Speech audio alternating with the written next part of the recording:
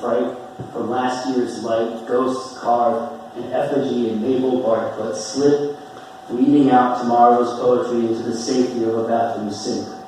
Like the looming climax of a street cleaning machine sweeping daydreams out of sight, like broken code left running overnight, a detour full of patience, seething drive, empty plastic bottles and private diatribes, like a blank wall blind to meaning where paint hides masonry mistakes, blind to scribbles of graffiti, to rhyming lists and weird analogies, all overused and square and empty like a pizza box.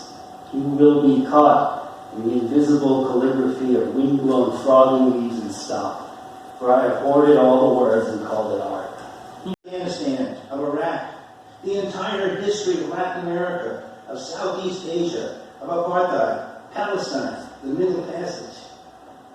She is an entire warehouse of international Halloween costumes, dressed in the flag. God bless America, the Star-Spangled Banner. Make America great again. Come stain sheets of red, white, and blue in high school graduates who are the future dead of America. She is drones circling overhead, looking for Ayatollahs or peaceniks. Me and the aged Quakers on the street corners of America. So, black cats. So that was written probably 8 years ago, something like that. But this is where I got this one out. This was written. Do not fill up the machine, but they do cause their corner store owner to approach me, to ask me, what the hell are you doing? And if he cannot tell that I'm attempting to get printed proof of a nation's insanity hidden in the pages of the USA today, well, I refuse to talk to him as I stroll out of the door of his store with him, getting huffy, asking, nay, demanding, what the hell are you doing? So I stroll down the sidewalk, and suddenly I'm joined by two dental hygienists on either side, so I strike up a conversation. What dentist do y'all work for? Y'all sure do have pretty teeth. One looks away, the other stares at me as I see tucked beneath his arm a copy of the USA Today. So I asked, perchance, if I may, just how much did you purchase it for? And if I see you tomorrow, I borrow your paper from today, tomorrow, that is, if I see you. And he hands it to me. Now, today, we're at my apartment in the afternoon as the other opens the door, closing it once I'm inside, as Ricky Lake comes on the tube. I'm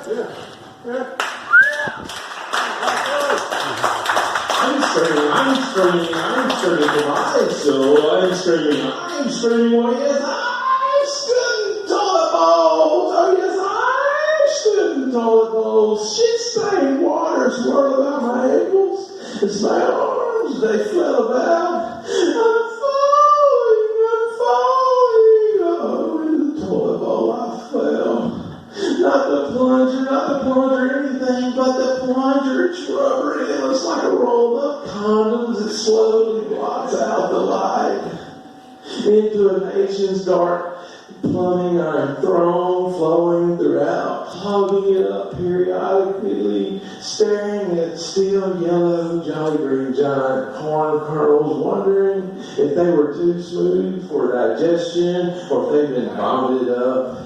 And into a vast dark cavern I ain't thrown, so I take over where I left off. Oh yes, I stood in toilet bowls. Oh yes, I stood in toilet bowls. Oh yes, I stood. Shut the fuck up. Every motherfucker in here stood in toilet bowls. There's even a couple of boys over there. There's even a couple of boys over there that squatted upon the days.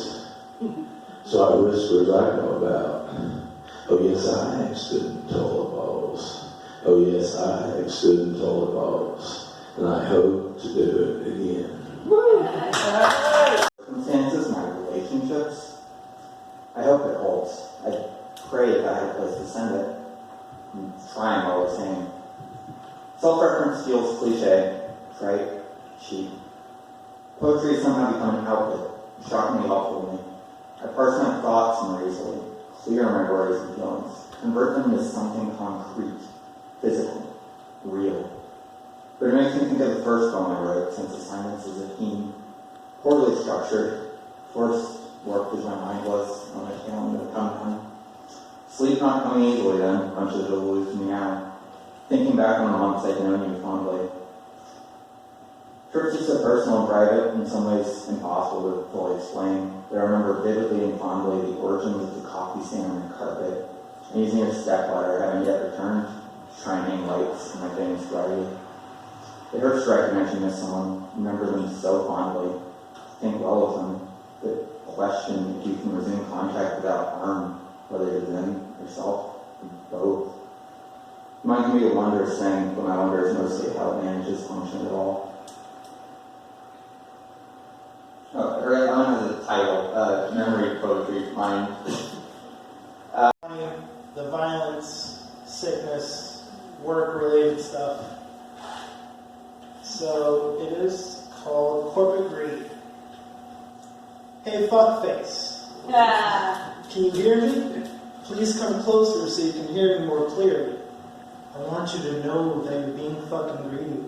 All this chaos for a little bit of money. Are you worried about going broke? Hell, you make bank on a daily. But you know how you become so rich? Thanks to fucking me.